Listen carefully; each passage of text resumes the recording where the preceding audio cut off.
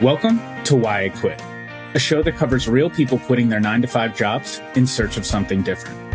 Listen to inspiring conversations where we dive deep into the stories of why people quit their jobs, what were the hardest parts, where are they now, and any advice for people following the same path.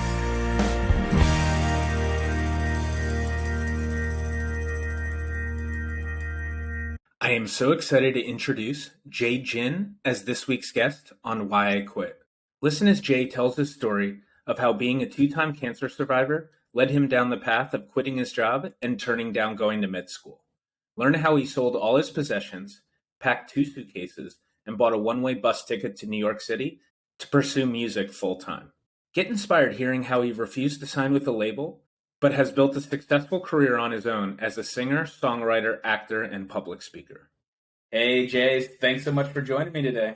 Hey, Dave, how are you? Good to see you again.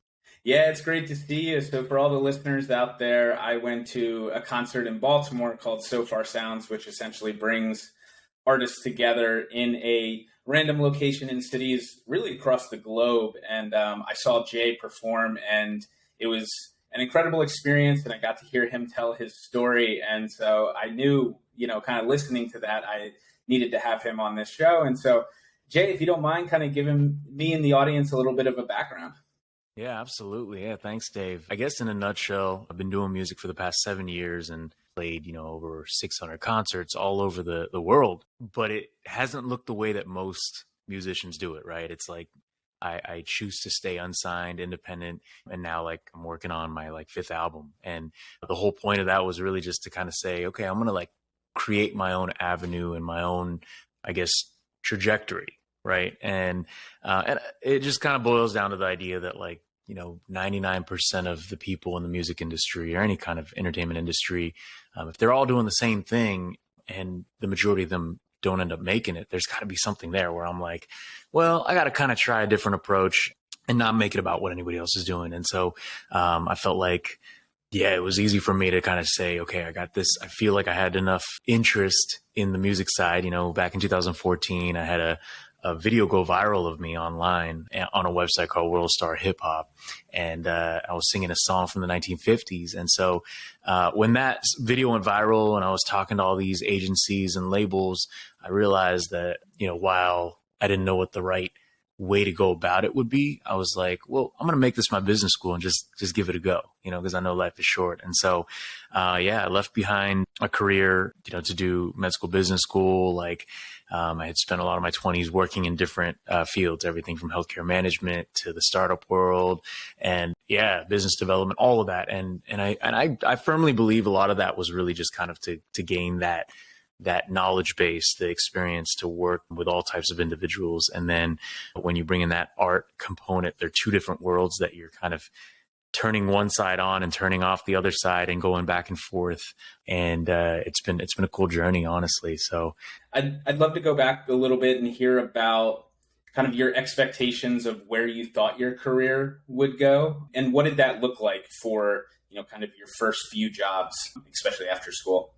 Absolutely. I think coming out of college, initially I was going to go straight into med school. A year or 2 before I graduated, I'm a 2-time survivor. And so I actually ended up getting sick. I relapsed in college and had been a pediatric oncology patient for, many years. And I think that what that does is it kind of creates a paradigm shift in how you think about things. And so for me, when I relapsed, the first time you beat an illness, you're like, okay, I got my life back. But then when you relapse, it kind of changes things. It says, well, this could happen again if it happened once. And so I thought to myself, if I go and start med school, I'll stick my nose in a book for 4 years. And then what if I relapse in year 5 again? And so that kind of changed a lot of things. And I decided to kind of start working and figure things out. And at some point I was also, trying to find jobs that I knew had good health insurance, all of that stuff, all the typical comfort, stability, security elements of the job search.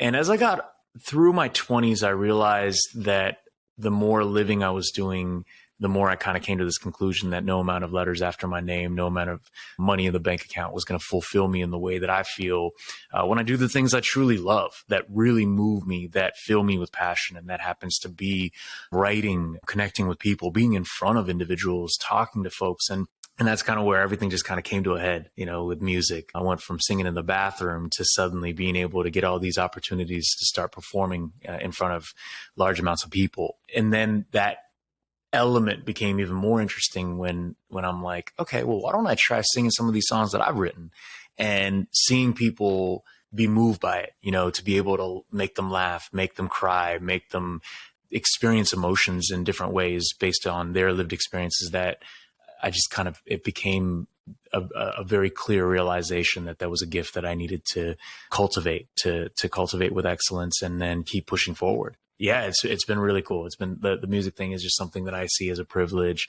Even when I get all these messages about songs that I release, these songs continue to evolve even past the creation, past the putting out into the world. So it's a lot of fun.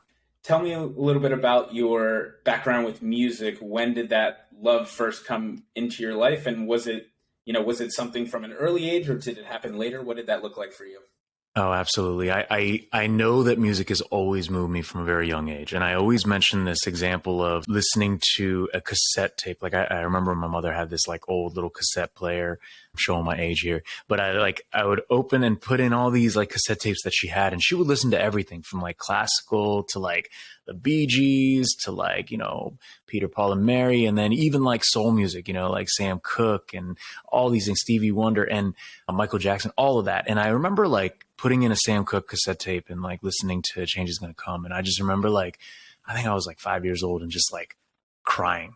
And I didn't understand like why, but I could just, I don't know. I just genuinely felt it. And it's not that I could understand the suffrage movement or anything in that capacity, but it was just feeling a genuine human emotion. Right. So I think from an early age, I knew that music had that power. And I've always like, it's almost like, and I'm sure you can relate to this, Dave, because you go to live music shows. Like you have these songs that can serve as soundtracks for seasons of your life, if you look back, and so it has that powerful element that takes all of your senses and really creates this really intricate landscape that your life is living alongside of. Right. And so, yeah. And it's kind of carried forward, even to get to this place where I like write and compose my own music and perform. And I said this even after the show on that Friday one, I don't think I've ever performed any of my original songs the same way twice, because a lot of it is just sitting down and, if I feel a certain thing from the energy of the room, or like even the day of like talking to the people before, and even set lists, a lot of times, like I genuinely like kind of decide on the set list last minute and decide, okay, I think I need to do this song, then these songs. And so it's really cool, and there's like some times where I'll like do a song in a more upbeat, happy way, and other times where the song will be kind of more somber and contemplative, and that makes it a lot of fun, really, too, because you realize that a performance really is dictated by the gathering of the community that is there, and so that's been a really cool element to my journey.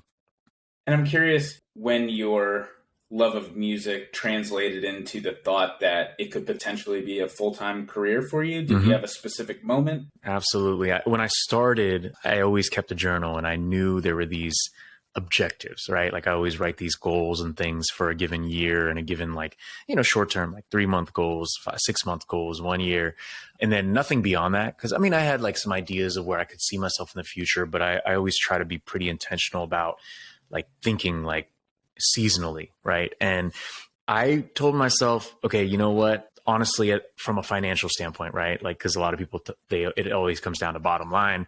I told myself like, it would be great. Like, I don't care about making millions or, selling out stadiums. What I want to do is want to be able to create a way to make a living, like put a roof over my head and feed myself and take care of Maslow's laws of hierarchy with simply doing what I love. So it wasn't asking for much, and I gave myself actually quite a long time, because with music, I know that music, unless you like sign in and sign your life away, it's actually really hard. It's a hard thing, right? And so I gave myself a 10-year window, and theoretically, like in my mind, I remember writing this down. I was like, I'm either going to like make it, like I'll be making a living, or I'll die trying. And I knew that because that like whole leap of faith for me came from a place that, my illness, like had medical science had stated all these things about a shorter life expectancy. There are going to be things that will happen to you sooner rather than later.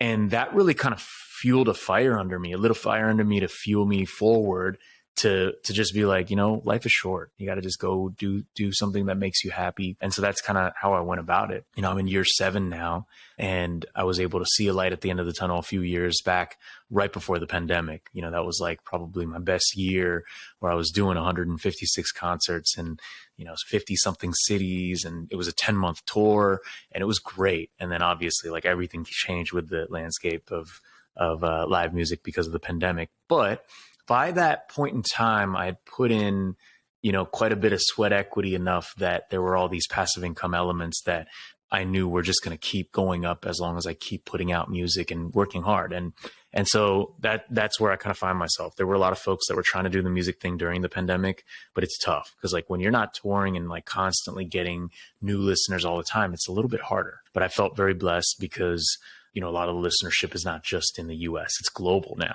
Like you're able to reach an audience outside, and I have these countries that are just so loyal to listen.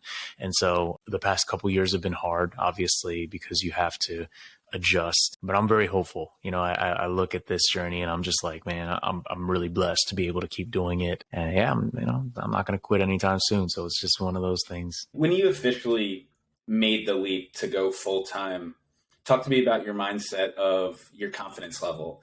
Were you at a point where you were like, I am confident enough in my skills as an artist that I think I can make this work no matter what? Or were you nervous at the time, or what did that look like? In terms of confidence, absolutely not. With anything that you try to do that is that drastic of a change, there's a lot of fear that comes behind that. But for me, I've always been like, go big or go home anyways. And I've never been afraid of failure. I've never been afraid to fall on my butt. And so this question gets asked a lot because people always want this like blueprint or a formula. And I always tell people there's not really a blueprint or a formula to success. All there is you just do it. You create arbitrary elements and arbitrary constructs that push you forward, push you over the edge. And so, I did that. I put in a, 2-month notice at work.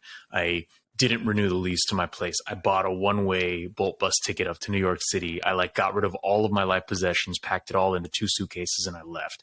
And like those kind of elements where you're arbitrarily making it so that you can't backtrack, that's the biggest thing, because I do think, the best advice I would give is just don't look back. Like once you make a decision, there's a door that you have to walk through. There's many doors, but you choose the door, you walk through that door. And the trick, though, is not to stand in the doorway looking back. It's to keep moving forward. And there'll be other doors that come. And some will close, some will open, some will be the ones that you decide to go through. And, years later, you find out you're just like, man, sometimes some things transpire to work. I think they work with kind of your vocation or your calling. And then also just kind of when you're doing something you love, the right people come into your life, the right avenues open up. Actually, even some avenues that I knew could have been very lucrative or could have made me very famous, those doors closed for a good reason. Like I look back and I'm like, I'm really glad that they closed. I'm really glad that I followed my gut not to work with very specific people or labels. And, you just have a gut feeling. Like you don't want to chase anything that's like temporary. You want to see some sense of longevity. You want to see a sense of sustainability in a relationship or in something you're trying to achieve. And so, yeah, I know. And that's a hard question because most people, they're like, well, that doesn't really tell me what I should be doing. But I'd say the beauty really is don't worry about all that. Life is so beautiful if you just allow yourself to let the things come to you. And more often than not, we want sovereignty. We want control over our own situations. And so we oftentimes are paralyzed and refuse to move forward unless we feel like we have a perfect blueprint, right? It's like med school even, you do your pre-med, then you do 4 years of med school, then you do residency, internship, and you have this idea of like where you should be, when you have to apply, when you have to do all these things. And, I think the most beautiful lives that I've seen and mentors and people that are doing amazing things never ever followed that. They lived in a constant disruptive cultured state, and I think there's something to be said about that. That yes, it is very uncomfortable, but it's also gosh, like one of the most beautiful things possible. You know, there's a beauty in the struggle, and struggle is part of it. If you want to, you know, have a life that is just like fantastic, you know, you have to be able to embrace that there's going to be challenges and times that are going to kind of refine, you know, what you're made of and push you beyond what you know. Something we talk about with every guest on the show is really that expectation versus reality of the first year, the first couple of years. Talk to me about what that was like as you fully made the leap and, you know, kind of dove into the deep end of, you know, going full time with it. Absolutely. You know, it's funny because I tell the story about how, you know, I told my parents, they didn't know what I was doing really the first year and a half of me doing this journey. All I said was, I was like, oh, I'm working on a startup, but it's really true. That's legit. The startup is just me. And it's like you're bootstrapping and you're making ends meet. And I remember like that first year in New York, I was like, you know, floor surfing, couch surfing all 5 boroughs and like playing everywhere I could. I mean, I was like busking in the subways, and actually some of the most amazing stories and the most amazing people I've ever met came from some of those like crazy, like, you know, where people would just like come and, yeah, I remember this one story where I was like busking in the subway and this lady like recorded me for a little bit. And then she came over and was just like, hey, would you come and do this like private event? It's a birthday party. And I was just like, yeah. She's like, yeah, just come and do it. It's going to be cool. And I ended up going, and it was a place in Brooklyn, and it was a birthday party for 2 really famous people. I'm not going to say the names, but it was crazy. I mean, because I got off the stage and one of them like met me there and was like, come back here, like come meet everybody. And I was just like, wow, I am partying with blah, blah, blah. Like, you know, it was just such a weird situation. And that's the beauty of life too. Sometimes like it's not all about like putting the perception and posting something that sounds grander than it is. Sometimes the beauty is just to like live your life and be intentional in these moments that you get to, you know, experience and realize, you know, that there's a lot of just opportunities for random, you know, happenstance to occur. But I definitely think you have to realize that you have to fail a lot. Like I always tell people, every one amazing thing that I post on like Instagram, for one, especially when I was first starting out, there's probably like 99 rejections, failures, and hardships and things, and crying, you're you know, crying yourself to sleep.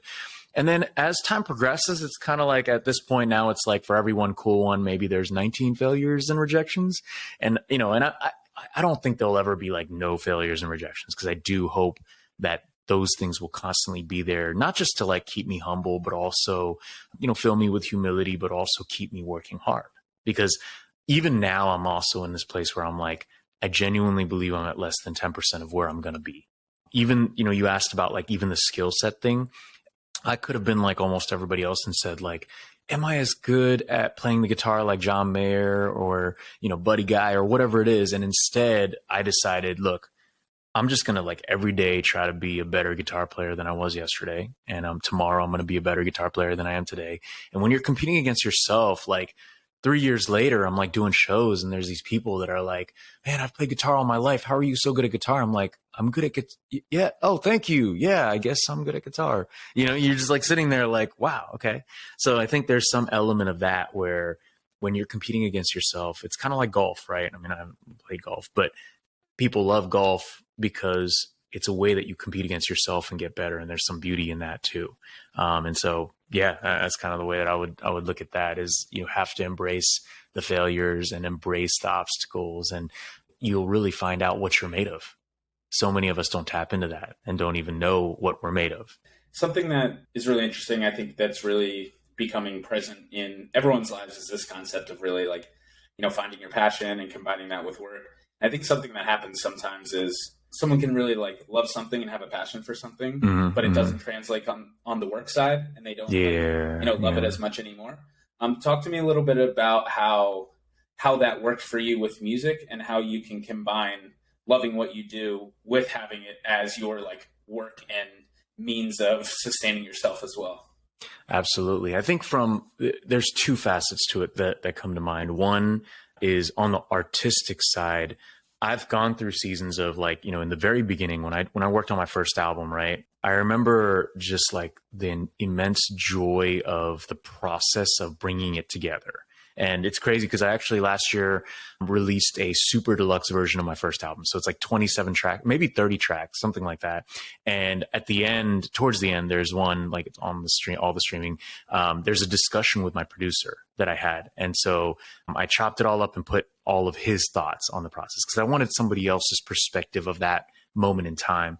And it was just really poignant to like just really experience and look back. And so when I hear these songs now, like, sure, from a technical side, I'd be like, wow, I'm so much better singer and writer now. But instead of that, I really just think about the time that I had during that time that I was creating the album and, even the songs and the meanings behind them and the experiences that led to them. Like, I just genuinely embrace like how those have made me who I am now. And then there were also periods of time where I had to check myself because I realized that sometimes you're writing, you see something pop off and you're like, man, I think I should write a song that's going to be like that. And that's tough. That's why like one hit wonders, a lot of times like these artists tried to recreate the same thing, but that's not really how it works. Those songs didn't pop off because they were, it was just the beauty of it was not because they were trying to make something be the way that it was. It just was. And so for me, I've always had to like check myself and really bring it back to this idea of I'm going to always write for me and write about what it is that I have to say. And whether people connect to that or not, there are songs that I think are genuinely, works that are very underrated. But I always tell people too, I'm like, I think people will discover most of my music when I'm gone. I always say that, because like, all these accolades help. Like, even a couple of years ago, won the John Lennon Songwriting Award, which is like one of the best ones in the world. And it doesn't mean anything. It just means that somebody will go and listen to a song and be like, whoa, this is actually really good writing. And then they'll go discover the other albums that you have. And they'll be like, wow, I really like this song. They're like, wow, I didn't know this exists. And that's just part of the reality because I don't have a label that's dropping $10 million into getting an album out there to be heard. You know what I mean? Like, and so that's where the hard work comes in of just doing shows. And for me though, I feel really lucky because like the major markets now, like New York City, LA, I can announce a show. It'll be sold out like a couple months beforehand and I'll go and do the show. And these people have come every time to these shows. And so for me, it's like, I'd rather have like a finite amount of individuals. Like, let's say you get like 500 people that like will buy every album and come to every show and bring a ton of people than to do like a stadium show where I don't know anybody in the audience, right? There's this element of the community thing that I really feel very blessed to have. If that changes, I know there will still be avenues that I'll always love doing those intimate shows where I could just like sit down and talk to people and tell jokes and talk about life, and so that's that element that I think you have to really kind of lean into. And so that other side is the people. Like the people that you surround yourself with, the people that you invite and bring into your journey are going to be the thing that really keeps you moving forward, and keeps you going. And especially like fans and people that write your songs evolve through hearing other people's experiences and why they love a certain song. It keeps you going. You want to write the next song because you're also like, man, there are other people out there that are feeling these similar shared universal lived experiences. So that's kind of how I see it.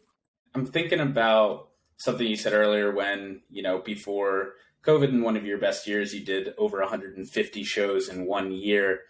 I can tell how much you love interacting with people and the show side, but on the flip side, that also sounds like such a grind. So tell me a little bit about what is that like for you? And, how do you think about going on tour, doing shows, doing, staying local and all of those different things? Yeah. Somebody asked me kind of recently, they were like, what would be your perfect ideal situation like later on at the end of your career or like at the peak of your career? And I was like, I'd love to do something similar to what Prince did at the end of his life before he passed, which was he did like 6 concerts a year. He did this like piano and a microphone tour where like these stadiums would sell out in minutes, but then it would just be like him sitting down at a piano and singing, telling jokes, talking about stuff, stories.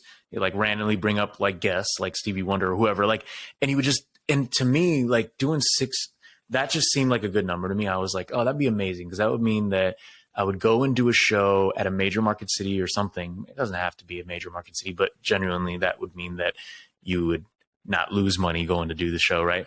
And I just want simplicity. I just want to go and sit and talk about life and just be real and have people experience that. And six sounds nice because it's like, oh yeah, one every 2 months, because I also don't see myself as somebody that would enjoy, I paid my dues to play a lot of shows and stuff, but I'm also like, that does a number on your physical health, your mental health, all of that, especially when you're alone doing everything.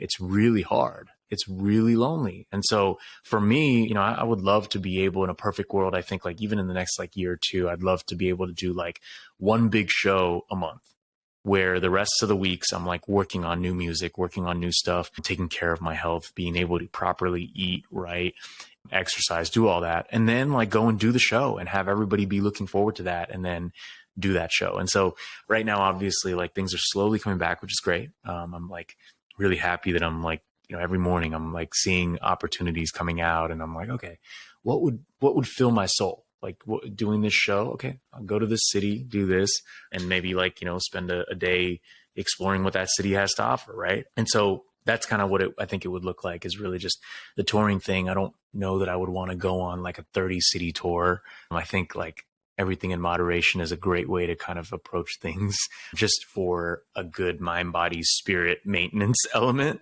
And so that's that. And then, again, the other question that somebody asked that goes in line with answering your question is somebody asked, what would change? Like if you had like suddenly somebody handed you $1 billion, what would change? And I said, I would just create and release way more frequently, because that's been my hardest challenge right now, is that like, I have a Patreon that like people can pledge $5 a month, like buy me a coffee a month, and like I can pay like a musician, whatever, but it's like pay for a session guitarist or pay for a bassist.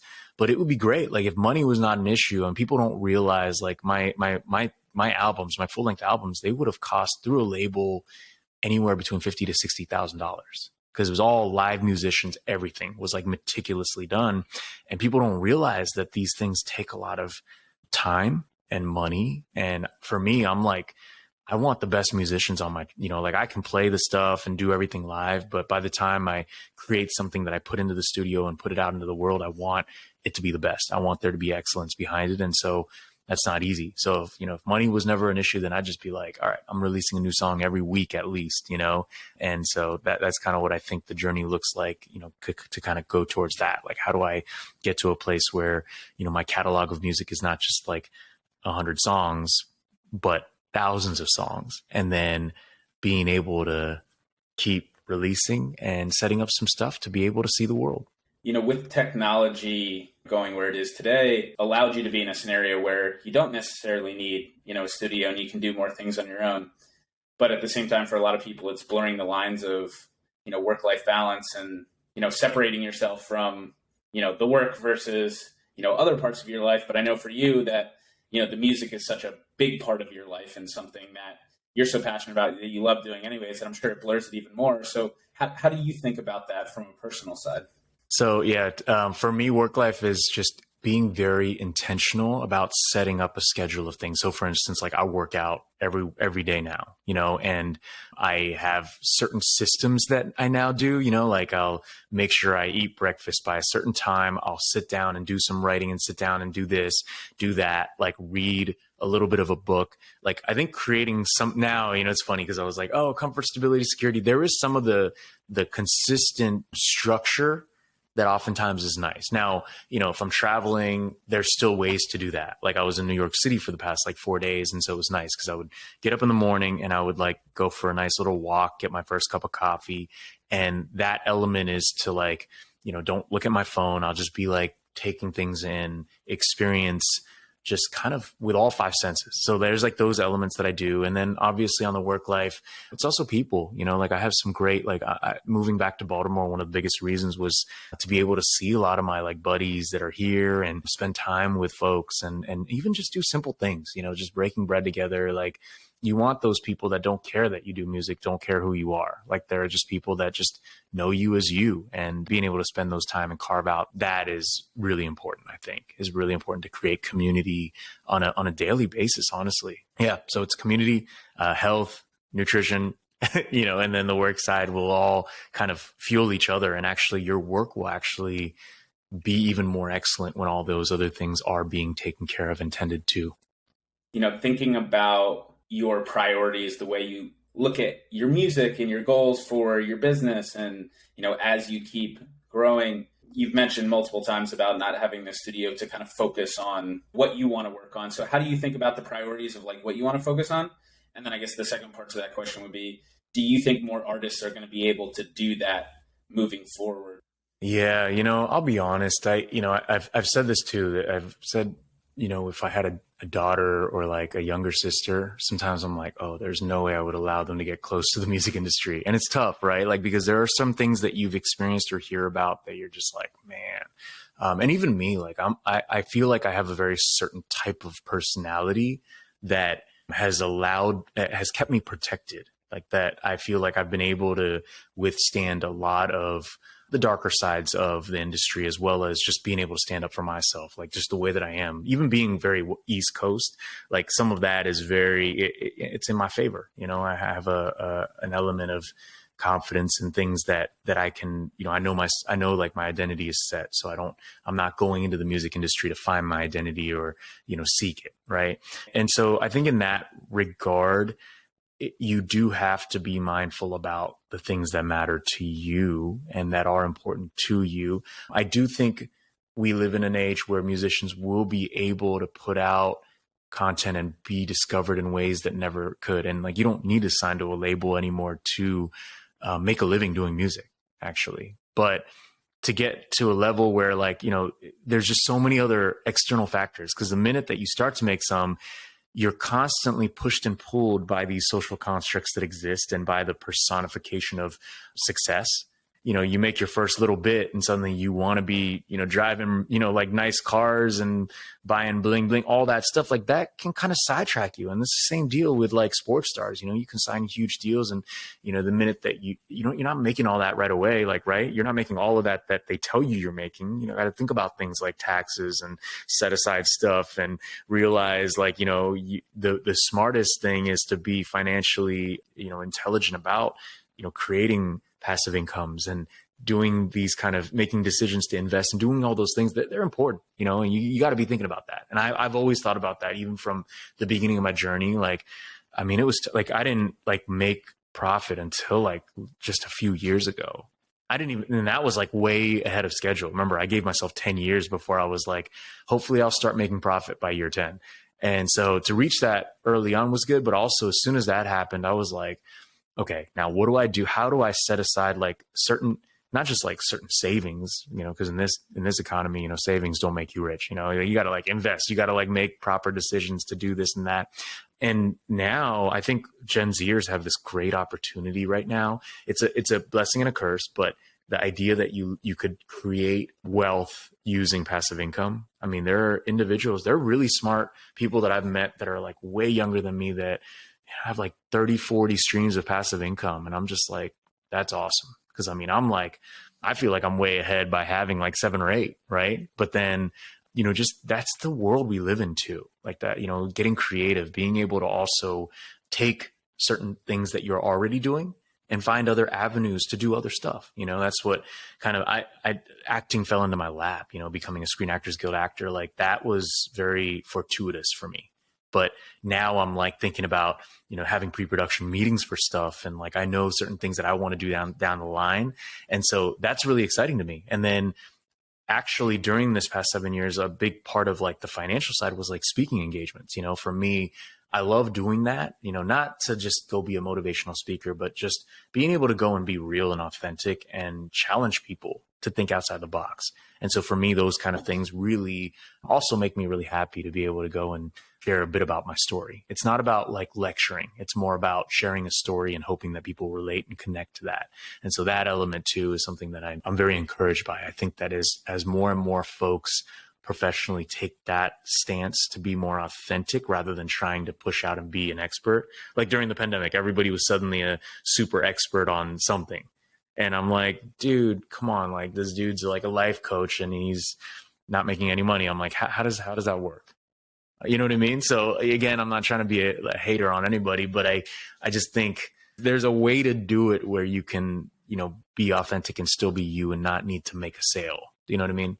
I'll be real. I had to, navigate through that because as an artist, of course we want people to buy our album and go look up our music.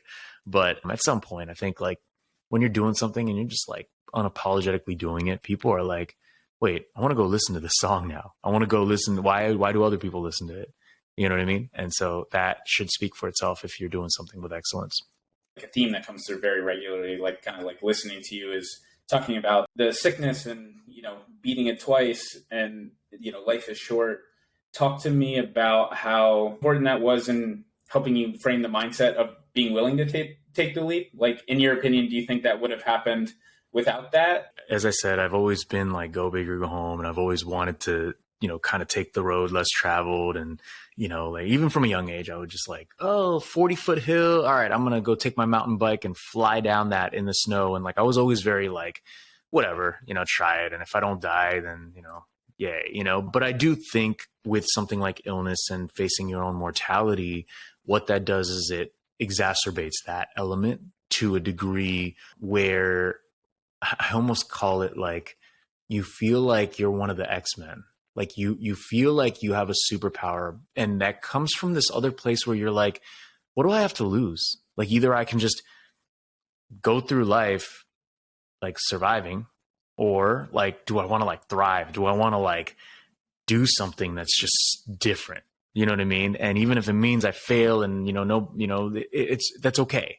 And so that, I think that for me has just really been very key, realizing that life is short. I'll be real. Like I do feel like, these past 5 years or even more these past years, I've felt like time is running out. And that is more of a reality for me than for other people. But I always tell people this. I'm like, even if medical science states something about my life expectancy medically, that doesn't guarantee that you, Dave, are going to outlive me. That's my encouragement to be like, you should also live the way that I'm living. You should feel like time is running out. And I don't mean in a like sad way. I mean more in a get busy living, you have nothing to lose. There are so many people that are doing such amazing things that they didn't think they could ever do when they, and they always talk about that. They're like, they look back and they're like, if you had told me this, like I would have never believed you. And so sometimes, here's the other thing too. I attribute a lot of that to the people that did believe in me in the beginning, because when I didn't believe in myself, I tried to just hold on to the people that did believe in me. Like I crowdfunded my first album. I raised $16,000 to crowdfund my first album in 1 month. And 95% of those people had never heard me sing, and they didn't hear any of my original music really. You know what I mean? So that should tell you a lot. They did it because of the story. They did it because, wow, this would be pretty interesting. Everybody loves an underdog story, and then when the music's good, then it's like, oh, that's a win. That's good. And you better hope that you deliver that. But that says a lot, like to be able to just be like, man, if there are enough people that believe in you that can really kind of push you to do that, those are the type of people you want to surround in your life anyways too. So, I know the podcast is Why I Quit. Like, I think the other thing, like so oftentimes we make it about us. Are we prepared to do this? Have we gotten to the level? Do we have enough resources? All that. And oftentimes it has nothing to do with you. I mean, like, it does, like, but a lot of it is the people around you. Surround yourself with people that are doing similar things, that are taking similar risks, that are telling you all the stuff you don't want to hear, and that are also pushing you. And if you have a significant other that does that, that pushes you to be your best version of you, that's amazing. That's a blessing. So it's all those things, your friend group too. You want your friends to really be pushing you to do and be the best version of yourself that you can be, not just pulling you down or making you depressed all the time. You know what I mean? To end it, I always ask the same question to everyone that comes on the show. What are you most excited about over the next 3 to 5 years? Oh gosh, that's so far away. Like I said, like I don't believe in thinking that far ahead. But if I had to try, I think just genuinely being happy, like being surrounded by loved ones. If I'm married by then, that's great. Yeah, but still doing what I love. Like I'd love to do kind of like that setting that I set up earlier, which is, like set up 6 shows a year that have all people that just are ready to be moved that night and packed in and then simplified. I just want simple. tell stories, tell jokes, and connect with these people and share music that can move them deeply. And by that point, hopefully have released, 4 more albums at least of new original music. And, who knows, maybe like a few accolades to throw in because the accolades happen to bring in more listeners. So I think that's cool too, and if I get the platform, I've always said that I don't care about fame. I'm not going to chase money and fame, but with fame comes the platform. And if you can use that platform for good and you can use that platform to make the world a better place, then you have to rise up to that challenge and do your best to make the world a better place. Before we go, I just want to give you a chance to tell the listeners out there that are interested in checking out your music or checking out your shows, what's the best way to find you and follow you? So my website is jaejinmusic.com, JAEJIN music.com. And that has a tour schedule on there, which hopefully I'll start to throw some stuff on more readily as everything opens up. And then on all streaming platforms, I think there's like 90 something of them, everything from Apple to Spotify to Tidal, JAE space JIN. There's like 4 albums on there, 3 full length original albums, and a bunch of singles. So there's like over 100 songs on there that you guys can listen to. And I'm sure there'll be something that people will like because, the first like 5 genres of the most popularly streamed songs are all different genres. And my next single is actually like a country song dropping June 24th called Lighthouse. So be on the lookout for that too. That's amazing. Well, thank you so much for sharing your story. It's super inspiring, and I really appreciate you, kind of spreading the word. And I can speak from experience. Everyone should go see you play because it's an incredible experience. So, thank you, Dave. Thank you so much for having me and asking me to come on. Thank you for listening. It really means a lot to us. We want to hear from you as we keep growing. Please reach out on whyquit.co if you have any feedback or potential guests. A special thanks to Chris Dole for the music. Please check out his newest album, Here's to You, on Spotify. Thank you, and we will be back next week with another episode.